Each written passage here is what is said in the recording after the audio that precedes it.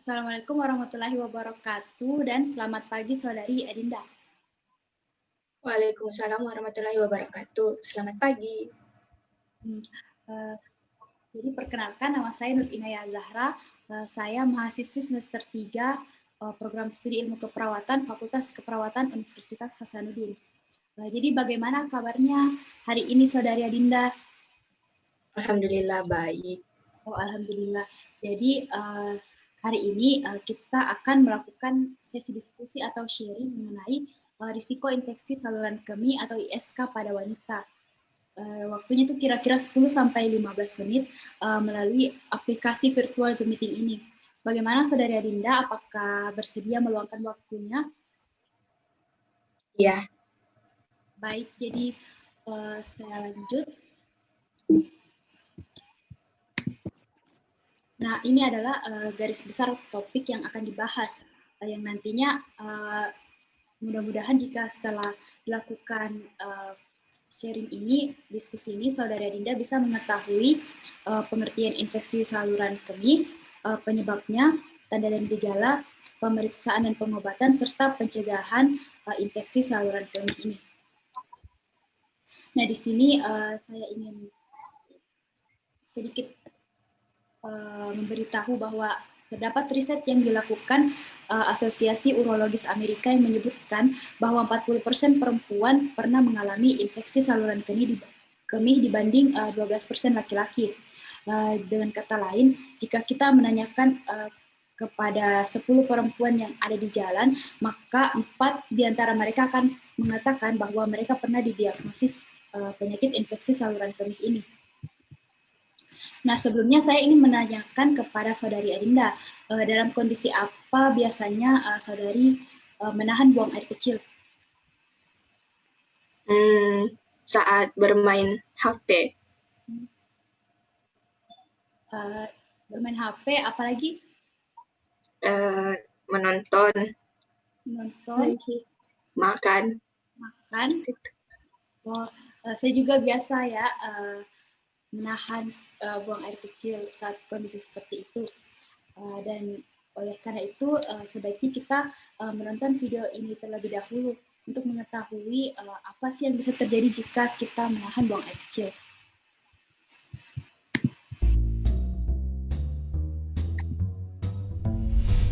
Kebelet itu perasaan yang super nggak enak. Ditahan katanya bahaya buat tubuh kita, tapi kalau dikeluarin rasanya nanggung satu episode lagi. Perdebatan batin ini kadang suka bikin kita risih dan bertanya-tanya sendiri juga. Emang apa sih yang bakal terjadi sama tubuh kita kalau kita nahan pipis? Sederhananya bayangin inilah bagian dalam tubuh kita yang ngurusin soal pipis.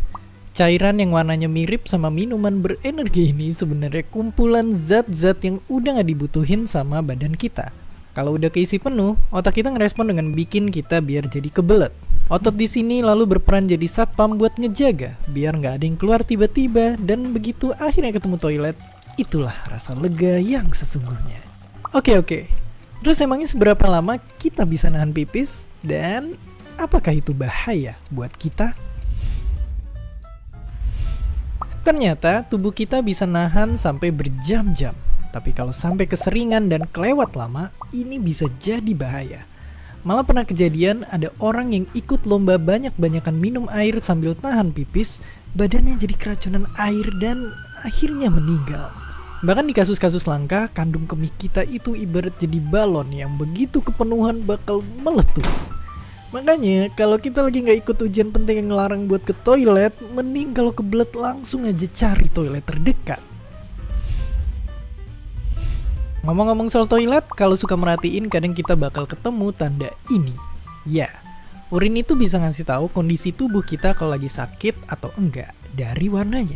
Dan normalnya kita emang bakal beberapa kali ke toilet dalam sehari, yang kalau dihitung-hitung bisa ngasilin urin sampai beberapa gelas. Walaupun mungkin kedengarannya banyak banget, tapi ternyata kita masih kalah jauh sama hewan-hewan lain.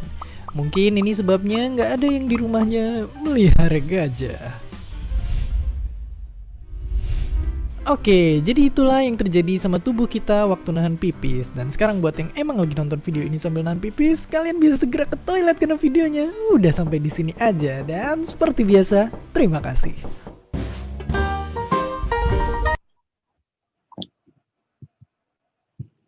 Nah, jadi setelah menonton video tadi, kita bisa mengetahui bahwa salah satu dampak dari menahan buang air kecil adalah dapat terjadi infeksi saluran kemih.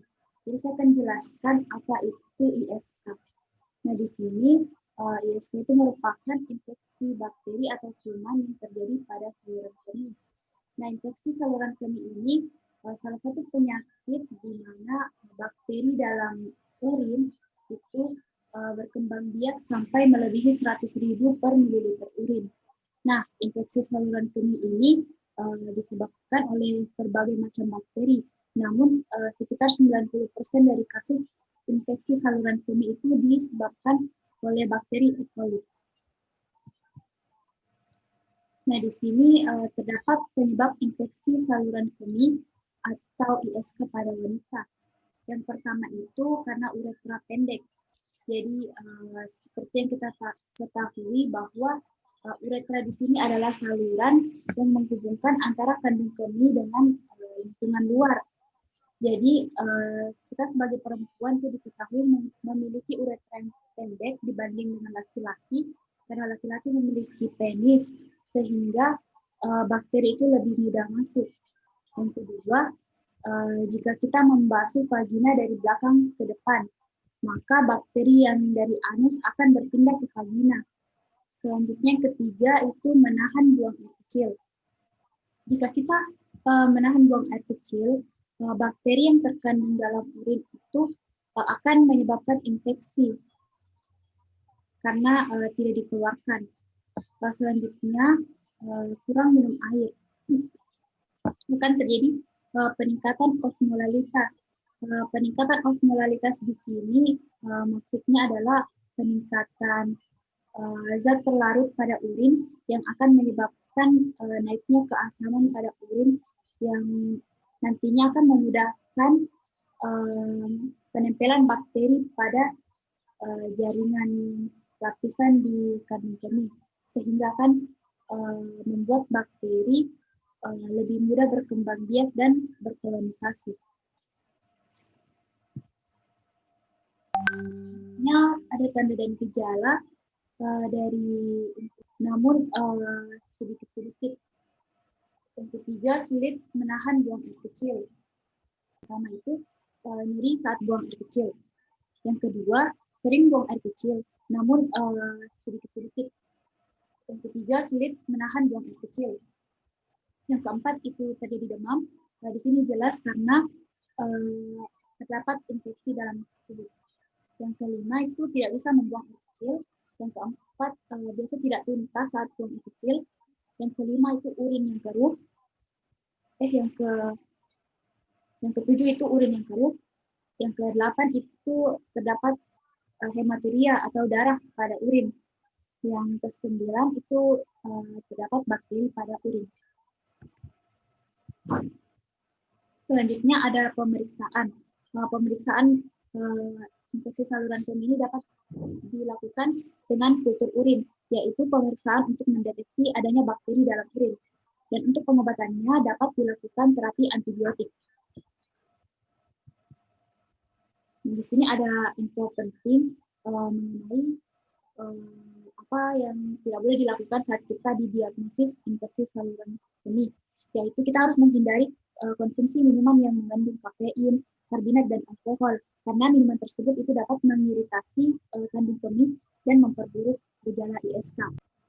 Nah, pada tahap pencegahan, yang pertama itu untuk menghindari terinfeksi infeksi saluran kemih, kita itu harus mengonsumsi air putih yang cukup, karena jika mengonsumsi cairan dengan jumlah yang cukup, maka frekuensi buang air kecil akan meningkat dan akan memudahkan pembentukan bakteri yang ada pada saluran, yang ada pada kandung kemih.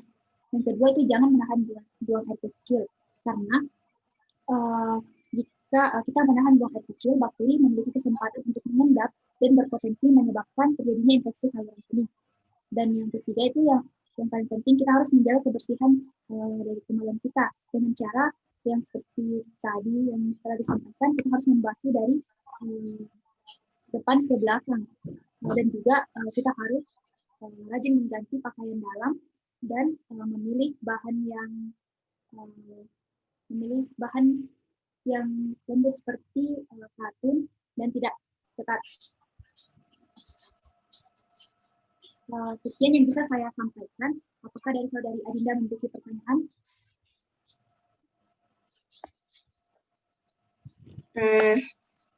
Pertanyaan saya terkait bagaimana jika dalam kondisi darurat kita menahan pipis, buang air kecil, terus tapi tidak ada sama sekali tempat untuk buang air kecil.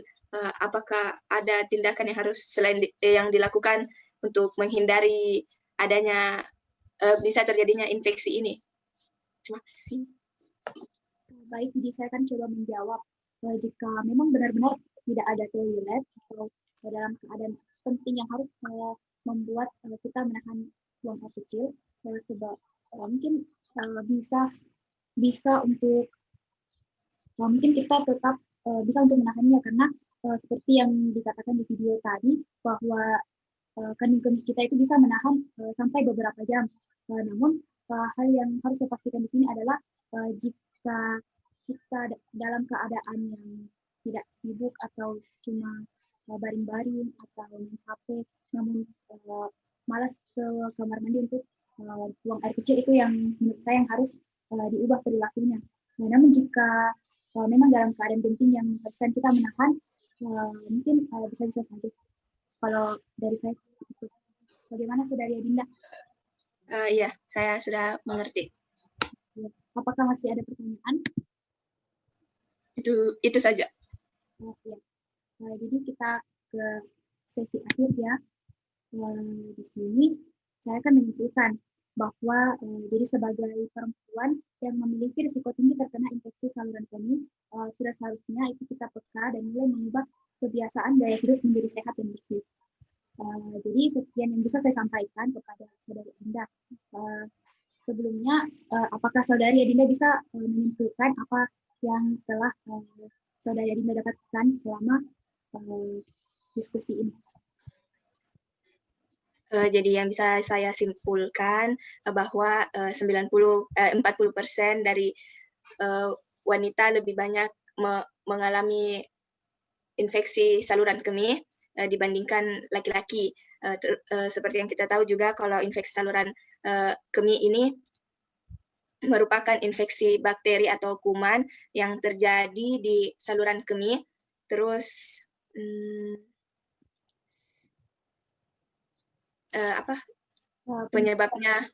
penyebabnya itu karena uretra yang pendek, terus membasuh vagina yang salah arah seperti dari belakang ke depan, terus menahan buang air kecil dan kurang minum air.